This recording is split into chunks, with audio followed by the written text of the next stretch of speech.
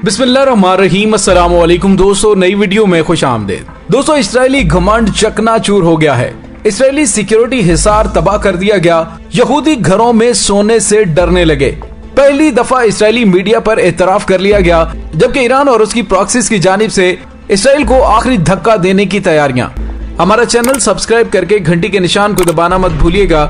इस वीडियो को ज्यादा से ज्यादा गुज़िश्ता चंद दिनों के दौरान इसराइल में जो वाकयात पेश आ रहे हैं और जो बड़ी बड़ी कार्रवाइयां हो रही हैं, कभी उसके एटमी प्लांट के करीब धमाका होता है, कभी उसके बहरी जहाज निशाने पर हैं, कभी उसकी असलहा साज फैक्ट्रियां आग और धुएं के बादल बन रही हैं। अब ईंट का जवाब पत्थर से दिया जा रहा है।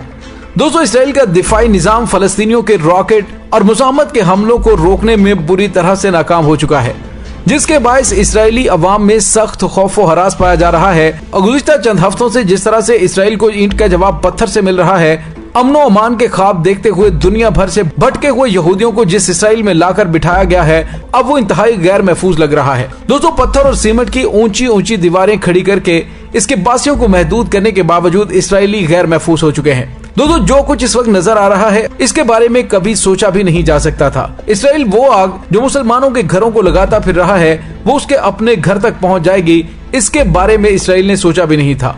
दोस्तों, आज इसराइल के अंदर होने वाली कई कार्रवाइयों से लग रहा है कि इसराइल की नाबूदी के दिन करीब आ चुके हैं।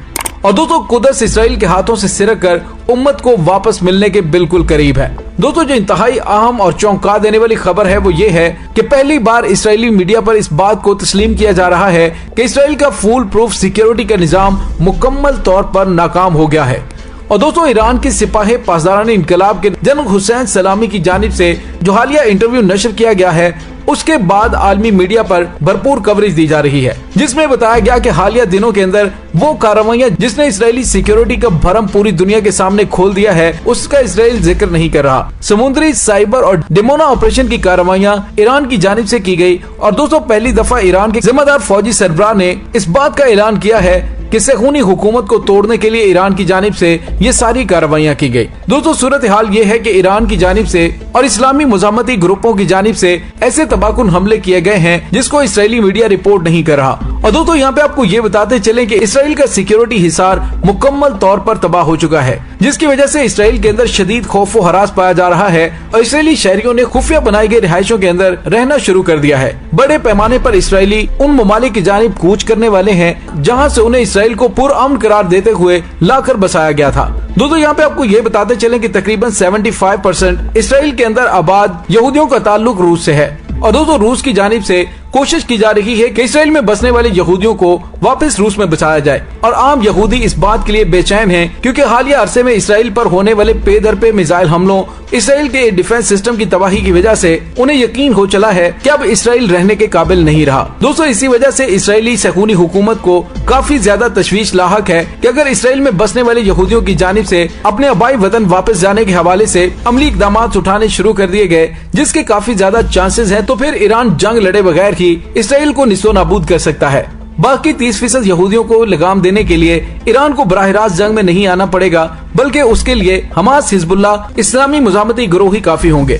दोस्तों, यहाँ पे आपको ये बताते चलें कि ईरान के इस्लामिक गार्ड कोर के कमांडर मेजर जनरल हुसैन सलामी ने कहा है कि इसराइली सिक्योरिटी मुकम्मल तौर पर तबाह हो चुकी है। और उन्होंने मजीद कहा कि इसराइल अपने समुद्री मुफादात और साइबर सिक्योरिटी से मुतल्लिक खतरात और सिक्योरिटी के दीगर धचके, जिनमें पुरस्कार धमाके और रॉकेट हमला शामिल है, जिससे वो बुरी तरह से एक्सपोज हो चुका है। इसके हाई प्रोफाइल सिक्योरिटी के दावे धरे के धरे रह गए हैं। जनरल हुसैन सलामी ने पिछले कई महीनों से पेश आने वाले वाकयात की तरफ इशारा करते हुए कहा कि इसराइल में पुरस्कार धमाके, मुबैना तौर पर 20 अप्रैल को एक रॉकेट फैक्ट्री में हुआ हमला, ये बहुत बड़ा धमाका था जिसके बारे में इसराइल ने अदादो शुमार नहीं बताए, लेकिन ये धमाका जोहरी धमाके से मिलता जुलता था। उन्होंने मजीद कहा कि इसराइल पर साइबर अटैक, शुमाली इराक में मुसाद के कारकुनों की हलाकत और हीफा और बेन गुरियान हवाई अड्डे पर कीमाई फैक्ट्री में जो तबाही हुई, वो ईरान की बहुत बड़ी कामयाबियां हैं। और उन्होंने मजीद बताया कि इसराइल की 80 से ज्यादा कंपनियों को साइबर अटैक का निशाना भी बनाया गया।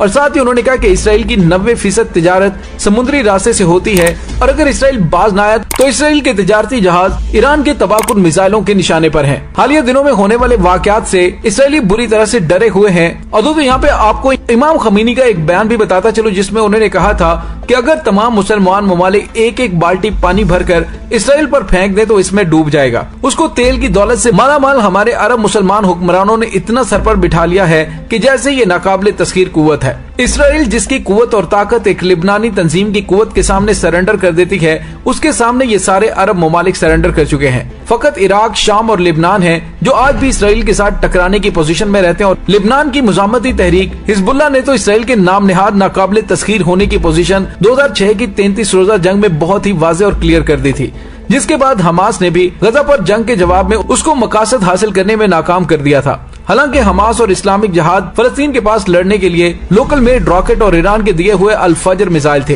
जिनकी बदौलत गजा का दिफा मुमकिन हुआ, जबकि उसके मुकाबले में इसराइल एक एटमी मुमलिकत होने के साथ साथ जदीद तरीन असलहे सिलाह से बदमाश नाजायज मुमलिकत है। और गजा की जंग के बाद हमास ने गजा में बिलबोर्ड पर शुक्रिया ईरान के पैनाफ्लेक्स लगाए थे। दूसरी जानिब ईरान ने भी फलस्तीनियों की हर किस्म की मदद से कभी हाथ नहीं उठाया और न ही इसका इनकार किया है। और आज भी इस्लामी इनकलाबी गार्ड सिपाही पासदारान इनकलाब की जानिब से जो बयान सामने आया है, उससे जाहिर होता है कि अब सहूनी रिजीम के दिन गिने चुने रह चुके हैं। और दोस्तों यहाँ पे एक और बड़ी अहम खबर आपको ये बताएं कि हिजबुल्लाह लिबनान के secretary general Sayyed Hassan Nasrallah ने भी इसराइलियों को मुखातिब करते हुए वाज़ेह पैगाम दे दिया है कि अब तुम्हारी रियासत का कोई मुस्तकबिल नहीं है। इस वक्त फलस्तीनी जवान हर तरह की कुर्बानी के लिए तैयार हो चुके हैं और ये मुजाहमत एक खतरनाक तरीन मरहले में दाखिल हो चुकी है। उन्होंने कहा कि जो हमारे पास तबाहकुन मिसाइल्स मौजूद हैं, उनकी तादाद के बारे में यकीनी तौर पर तुम गलत फहमी का शिकार हो। और जिस तरह से अब शाम की तरफ से किए जाने वाले हमले में तुम्हारा आयरन डोम मुकम्मल तौर पर नाकाम रहा है, सोचो कि तुम्हारे ऊपर अगर 70,000 मिसाइलों से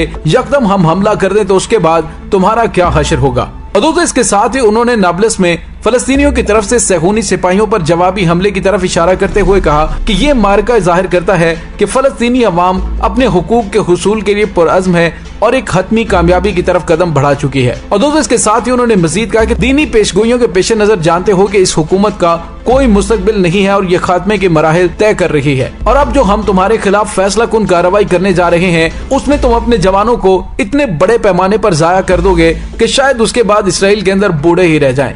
दोस्तों यूं लग रहा है कि एक दफा फिर तारीख रकम होने जा रही है और मकबूजा बैतुल मक़दस सहूनी कब्जे से छुड़वाने का वक्त आ पहुंचा है। फलस्तीनी अवाम मस्जिद अक्सा में सहूनी कब्जे के मुकाबले में एक सीसा पिलाई हुई दीवार बन चुकी है और इसराइल बैतुल मक़दस को यहूदी शहर बनाने के दर पे है, लेकिन वो इसमें कामयाब नहीं हो सकता।